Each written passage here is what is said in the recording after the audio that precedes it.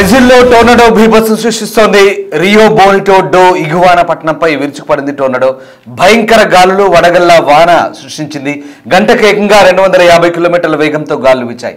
Tornado బీభత్సానికి 10 మంది మృతి చెందారు. మరో 750 మందికి పైగా తీవ్ర గాయాలయ్యాయి. గాలుల బీభత్సానికి ఇల్లు రోడ్లు చెల్లాచెదరయ్యాయి.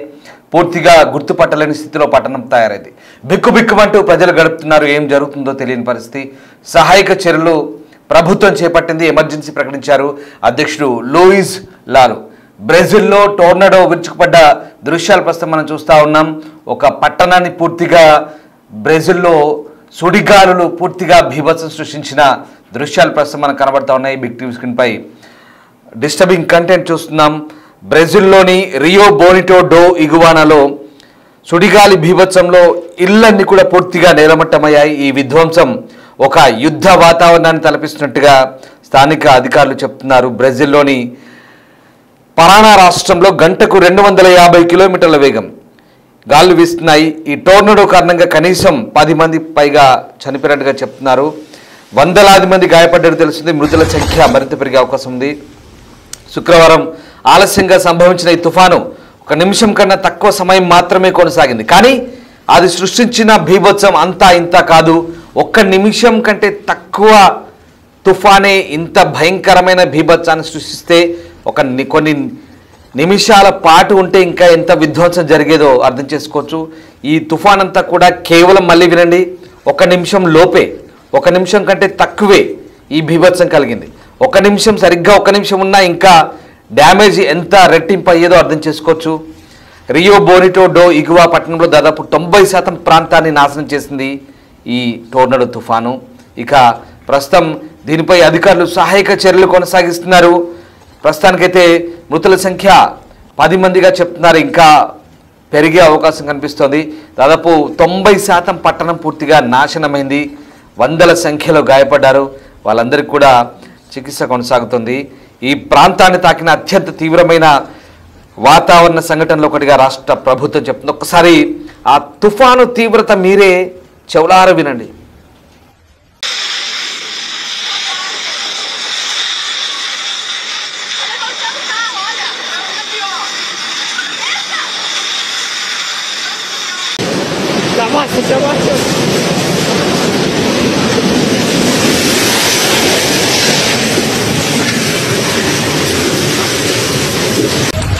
Jesus.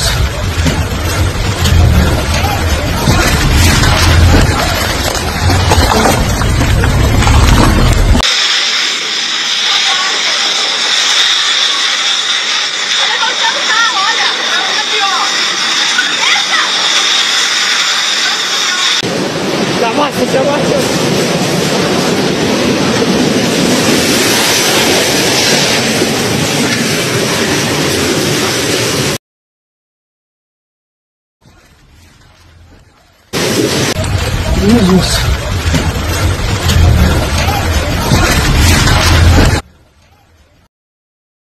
చూస్తున్నారుగా రియో బోనిటో పట్టణం దాదాపు 90% తుడిచిపెట్టుకుపోయింది. ఎక్కడ చూసినా విధ్వంసమే. 1 నిమిషం లోపే వచ్చిన ఆ సుడిగాలి ఆ పట్టణాన్ని మొత్తం నాశనం చేసింది. టోర్నడో దాటికి 10ల సంఖ్యలో మరణించినట్టుగా తెలుస్తోంది. దాదాపు వందలాది మంది గాయపడ్డారు. గంటకు 250 కిలోమీటర్ల వేగంతో ఒక్కసారి ఊహించుకోండి ఎంత బీభత్సం ఉంటుందో. అదిగో అదే జరిగింది బ్రెజిల్లో. టోర్నడో బీభత్సానికి ఎంత విధ్వంసం కొనసాగిందో ఒకసారి మనం చూస్తే అర్థమవుతుంది. నష్టం, వాతావరణ పరిస్థితులను విశ్లేషించిన తర్వాత అక్కడి ఏజెన్సీలు సుడిగాలిని F2 నుండి F3కి అప్గ్రేడ్ చేశారు. పరానా రాష్ట్రంలో మ్యాగ్నిట్యూడ్ పరంగా ఇది ఖచ్చితంగా ఎదుర్కొన్న అత్యంత వినాశకరమైనటువంటి సుడిగాలంటూ ఇక వాతావరణ శాస్త్రవేత్తలు అంచనా వేస్తున్నారు. అలాగే అక్కడ సివిల్ డిఫెన్స్ విడుదల చేస్తున్న ఫోటోలు రియో బోనిటో ఇగువాకు మున్సిపాలిటీలో విస్తృతంగా విధ్వంసాన్ని సృష్టించిన దృశ్యాలవి. సుడిగాలి తర్వాత భారీగా దెబ్బతిన్న గృహాలు, వాహనాలు, రోడ్లు ఉన్నాయి. 90% కంటే ఎక్కువ పట్టణం ప్రభావితమైందని రాష్ట్ర ప్రభుత్వం చెప్తుంది. అయితే అధికారులు నీరు, విద్యుత్ సేవలను పునరుద్ధరించడానికి ప్రయత్నాలు చేస్తున్నారు.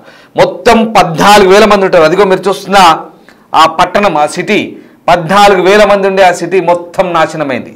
ఒక టోర్నడో అంటే ఒక సుడిగాలి తుఫాను, ఒక సుడిగాలి బీభత్సం ఎంత దారుణంగా ఉంటుందో ఇదిగో ఈ దృశ్యాలు మనకు అర్థమవుతున్నాయి.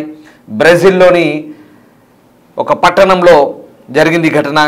అలాగే వాస్తవానికి ప్రాంతమంతా కూడా ధాన్యం అలాగే మాంసం ఉత్పత్తి చేసే దక్షిణ బ్రెజిల్లోని ప్రాంతం. ఇక్కడ తీవ్రమైన వాతావరణ పరిస్థితులు ఉంటాయి. ఇవన్నీ కూడా పరానాలోని కొన్ని ప్రాంతాలు నవంబర్లో భారీ వర్షాలను ఎదుర్కొంటున్నాయి. అధికారులు అనేక నగరాల్లో అత్యవసర పరిస్థితిని కూడా ప్రకటించారు. బ్రెజిల్ టోర్నాడో బీభత్సంపై అధ్యక్షుడు లూయిజ్ లూలా సంతాపం వ్యక్తం చేశారు. బాధిత జనాభాకు అత్యవసర సహాయ ప్రతిస్పందనను అందించేందుకు కోఆర్డినేట్ చేయమంటూ మంత్రుల బృందాన్ని అయినా పంపించిన పరిస్థితి కనబడుతోంది. చాలా దారుణమైన టోర్నాడో ఇది. ఇక రియో బోనిటో డో ఇగువాకులో పైకప్పులు లేని డజన్ల కొద్ది భవనాలు ప్రస్తుతం వైమానిక ఛాయాచిత్రాలు కనిపిస్తుంది. అంటే హెలికాప్టర్ ద్వారా తీసిన ఛాయాచిత్రాలు అవి, కొన్ని డ్రోన్ల ద్వారా తీశారు షాట్స్ అవి. పట్టణంలోని కొన్ని ప్రాంతాలు పూర్తిగా నేలమట్టమై చదునుగా కనిపిస్తున్నాయి. సమీపంలోని పచ్చని వ్యవసాయ భూములు సుడిగాలి మార్గం వెలుపల ఉన్న చెట్లు పెద్దగా తాకినట్టుగా కనిపిస్తున్నాయి. సోమవారం ఇక్కడ ఆ ప్రాంతమంతా కూడా సోమవారం జరిగే ఐక్యరాజ్య సమితి వాతావరణ మార్పుల సమావేశం గురించి ఓవైపు బ్రెజిల్ సిద్ధమవుతుంటే ఈ వాతావరణ మార్పులకు సంబంధించి ఒక ఐక్యరాజ్య సమితి ఏర్పాటు చేసే మీటింగ్ బ్రెజిల్ వేదికగా జరగబోతుంది. సరిగ్గా యాదృచ్ఛికమో మరి ఏంటో తెలియదు కానీ ఈ వాతావరణ మార్పులు అక్కడ చోటు చేసుకున్నాయి. వాతావరణ విధ్వంసం జరిగింది, ప్రకృతి విధ్వంసం జరిగింది. చూడండి ఎంత దారుణంగా ఉంటుందో. ఏం జరుగుతుందో తెలుసుకోవడానికి అక్కడ ఒక మీటింగ్ పెట్టింది ఐక్యరాజ్య సమితి. ఇక్కడ సరిగ్గా అదే బ్రెజిల్లో ఇప్పుడు ఒక భయంకరమైన టోర్నాడో తుఫాను ఒక పట్టణాన్ని మొత్తం సర్వనాశనం చేసింది. నిజంగా ఇది యాదృచ్ఛికమై ఉండొచ్చు బహుశా. ఇక వాతావరణ మార్పు తరచుగా మరింత తీవ్రమైన సుడిగాలికి దోహం చేస్తుందని నిపుణులు అంటున్నారు. ఎందుకంటే అక్కడ వెచ్చని ఉష్ణోగ్రతలు, గాలిలో తేమ పెరగడం వల్ల వాతావరణం అస్థిరత అలాగే గాలి కోత పెరుగుతుంది. ఇటువంటి మలుపులకు దారితీసే కారణంగా కనిపిస్తుంది. ఆ దృశ్యాలు చూస్తుంటే నిజంగా ఒక యుద్ధ వాతావరణం. బహుశా మీకు ఒక ఉదాహరణ చెప్తాను. మొన్నటి వరకు బ్రెజిల్ గాజాపై చేసిన యుద్ధం ఏ రకంగా ఉందో, 2 సంవత్సరాల పాటు గాజాపై ఇజ్రాయెల్ గాజాపై 2 సంవత్సరాల పాటు చేసిన బ్రెజిల్ అన్నాను పొరపాటుగా, క్షమించండి. సో గాజాపై ఇజ్రాయెల్ చేసిన యుద్ధం ఏ రకంగా విధ్వంసాన్ని సృష్టించిందో 2 సంవత్సరాల పాటు. కానీ ఇక్కడ కొన్ని సెకండ్లే, ఒక్క నిమిషం కూడా పట్టలేదు. సరిగ్గా మీరు చూస్తున్న దృశ్యాలన్నీ కూడా డిస్టర్బింగ్ కంటెంట్ చూస్తున్న బిగ్ టీవీపై ఈ మొత్తం ఆ పట్టణం సర్వనాశనం కావడానికి, విధ్వంసం కావడానికి పూర్తిగా 60 సెకండ్లు కూడా పట్టలేదు. ఇంకా 60 సెకండ్లు పూర్తి కాలేదంట. అంటే అర్థం చేసుకోండి, 1 నిమిషం కూడా పూర్తి కాలేదు. 1 నిమిషం లోపే అంటే బహుశా 40 నుంచి 50 సెకండ్ల మధ్యలో పట్టణం అంతా సర్వనాశనమైంది. చూడండి ప్రకృతి విపత్తులు ఎంత దారుణంగా ఉంటాయో దీన్ని బట్టి అర్థం చేసుకోండి. సరిగ్గా 60 సెకండ్లు కూడా పట్టలేదు. అంత దారుణమైనటువంటి పరిస్థితి ఒక యుద్ధ మండలాన్ని తలపిస్తుంది. యుద్ధం చేసిన మాదిరిగా ఉంది.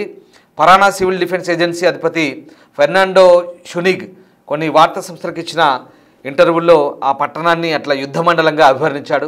ఈ సంఘటనలో ఆ పట్టణ ప్రాంతాన్ని తాకినప్పుడు చాలా నష్టం ఉంది, ఇది ప్రాణాంతకం అన్నాడు. అలాగే రియో బోనిటో డో ఇగువాకు సంబంధించి ప్రస్తుతం అయితే సహాయక చర్యలు కొనసాగుతున్నాయి. ఇక్కడ వాళ్ళ దగ్గర మిగిలి ఉంది బట్టలు, కొన్ని పేపర్స్ తప్ప ఇక ఏమీ లేదు.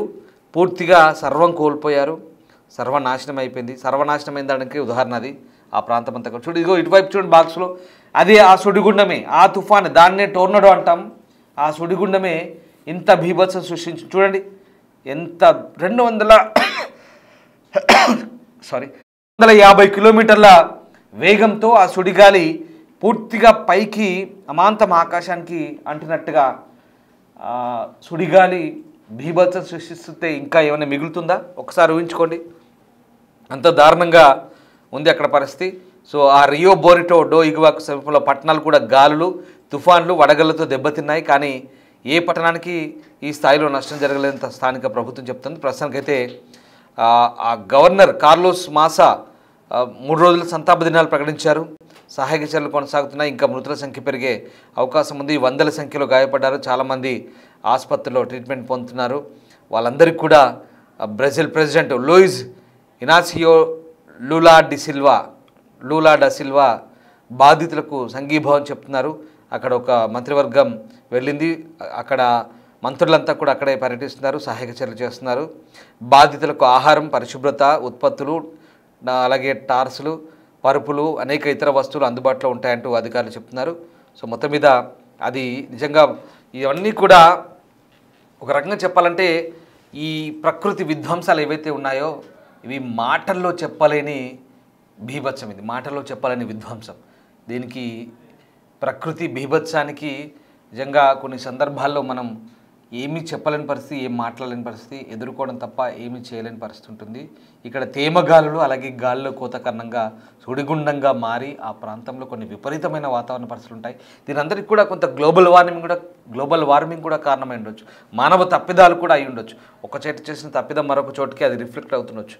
సో మొత్తం మీద బ్రెజిల్లో ఆ ప్రకృతి విపత్తు పాపం మాటల్లో వర్ణించలేము, ఎంత దారుణంగా ఉంది.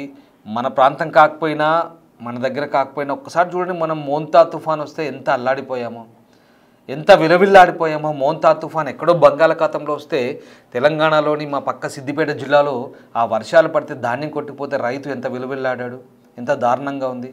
మా హుస్నాబాద్లో కావచ్చు, హనుమకొండలో కావచ్చు, ఎక్కడైనా సరే, మన ఏపీలో కావచ్చు, ఎక్కడైనా ఏ ప్రాంతంలో అయినా ఆ తుఫాన్ల ఎఫెక్ట్ ఎంత దారుణంగా ఉందో. ఎక్కడో చిన్నపాటి వర్షాలు 20 సెంటీమీటర్లు 40 సెంటీమీటర్ల వర్షం పడితేనే విలవిల్లాడిపోయామే.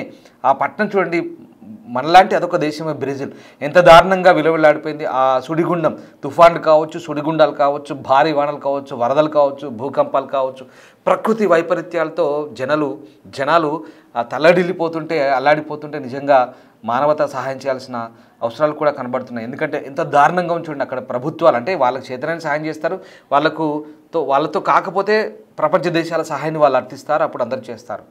సో ఆ విషయంలో భారత్ ఎప్పుడూ ముందుంటుంది. సో అది వేరే విషయం అనుకోండి. సరే, అక్కడ మనం ఆ విధ్వంసం చూస్తుంటే అయ్యో పాపం మనకు మానదు, నిజంగా ఎంత దారుణంగా ఉందో ఆ విధ్వంసం అంతా కూడా.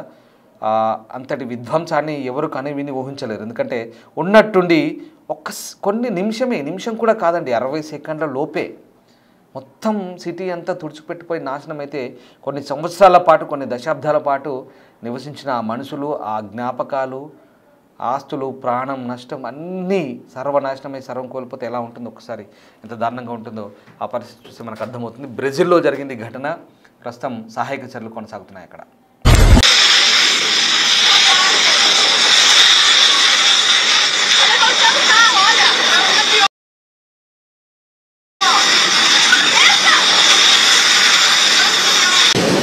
Já bate, já bate.